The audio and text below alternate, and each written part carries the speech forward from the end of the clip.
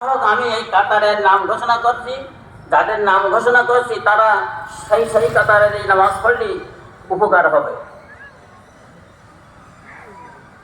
মৌলানা বাহারুল ইসলাম প্রথম কাতার, দ্বিতীয় কাতার মৌলানা আব্দুর রাজ্জাক, একজন করে দেওয়া হয়েছে। আপনারা ওই কাতারের থেকে আর একজন লোক নিয়ে নেবেন।